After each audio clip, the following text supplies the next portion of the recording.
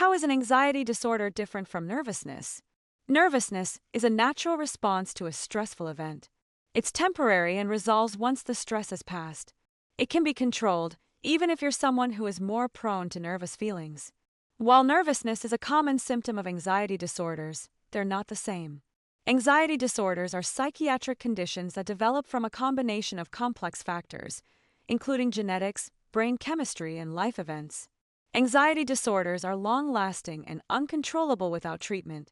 People with an anxiety disorder often experience severe feelings of nervousness or worry. These feelings can occur frequently and without an obvious stressor. Anxiety may lead to headaches, numbness, body aches and pain, shaking or trembling, chest tightness, stomach aches, and more. Cognitive behavioral therapy, CBT, has been extensively supported by numerous studies to help people with social anxiety function normally in everyday situations. While CBT reliably helps overcome clinical anxiety disorders, you can use CBT techniques to manage mild social anxiety on your own. For extreme cases, professional help is desirable.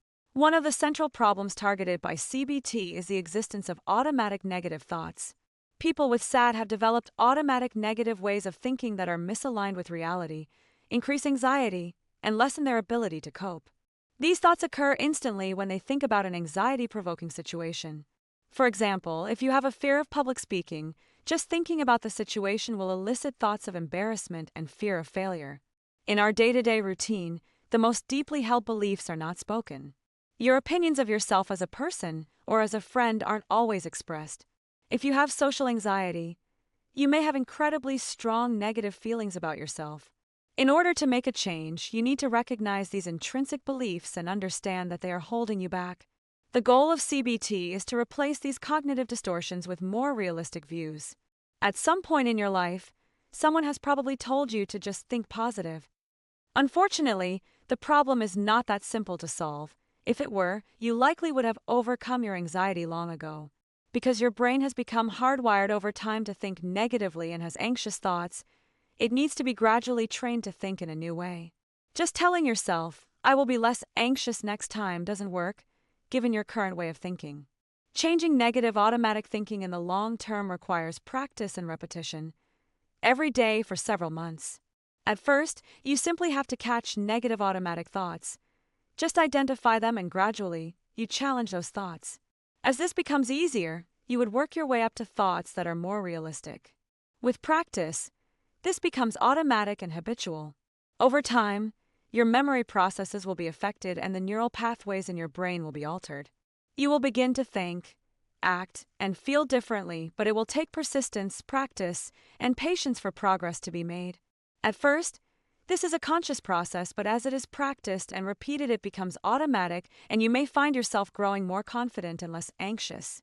Identifying negative thought patterns and challenging them. Maintain a journal, a notebook, and write down the negative thoughts and when it occurred. Try to be thorough in your writing as to the events that occurred before the anxiety began. This will help in identifying the trigger, the root cause of the thought. After a week, read what you have written and analyze if there's a pattern. Has the thought occurred after a fight or stressful situation, after an encounter with anyone in particular? If you do not identify any trigger, getting a professional help is the best option. If you do pinpoint to one trigger, try to adopt a helicopter view whenever the thought occurs and just watch the thought flow through you without doing anything.